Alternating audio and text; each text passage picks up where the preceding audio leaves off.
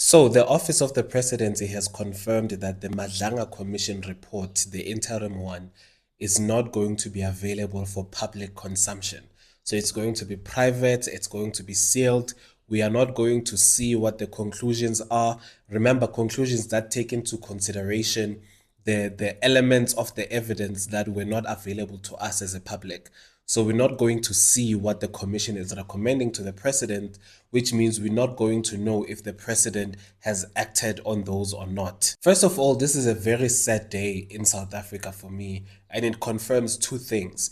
Number one, it confirms that the president thought that the Madlanga Commission was going to be like the Zondo Commission.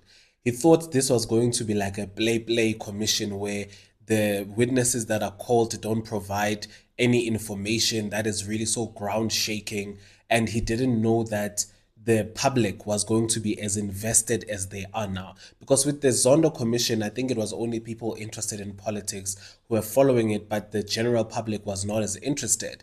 He didn't read the room of where the status of the country is, how desperate we are as a country, that when someone provides information like what General Mkhonazi provided to us, we'll all perk up and actually listen, because we all want something to change in this country. We see that this country is falling just beneath our feet and we're all feeling helpless. The second thing it confirms for me is that this is just another day in South Africa. So all the people that were very skeptical about the results of the Madlanga Commission were actually right. And I was one of the people that were more optimistic and being like, okay, there's no way that they can release this much evidence in public and all, and the president can just sit on it. Well, this is a tactic that showed that he's planning to do exactly that. And now that he's made this private, it shows me that next year when the commission continues, it's probably not going to be public. We're not going to see the testimonies of essential people like Paul O'Sullivan.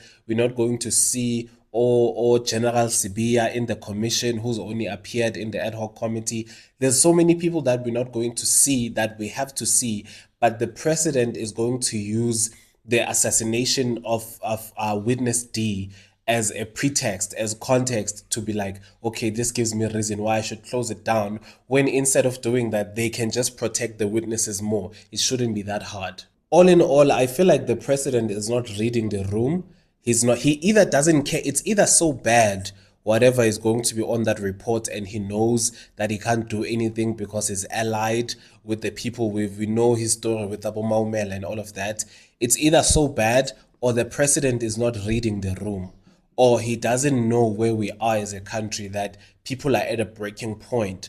And I don't think it's going to take too much for this country to devolve into a chaos that goes back to the times of apartheid, where young people are fighting for their country. Because for a lot of us, this is the only country that we have. I think a lot of us can't afford apathy. We can't afford to be like, we don't care, this is just the same. We can't afford to do that, because South Africa is the only country that we have. This is the country that we love. This is the country we belong in. And this is the country that we want to fight for. And it's a country that we see can work. And so we don't have the luxury, we don't have the privilege to say, we don't care, politics don't matter, politics don't matter. No one wants to care about politics, but unfortunately it affects all of us. Unfortunately, we have to care, because we all have people, we all have family members that are suffering directly because of this, and we are all suffering directly because of this, in the form of crime, in the form of not being able to go wherever you want to, in the form of GBV spiking because it's proportional to the crime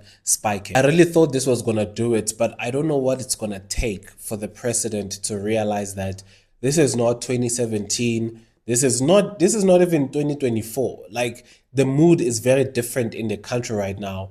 And if the governing party, the ANC, if that GNU doesn't do things the right way, I don't know. I'm scared of what's going to happen in South Africa in the next few years, and what the people are going to resort to. Because those things we only see in movies, but it can happen here, right here in this country.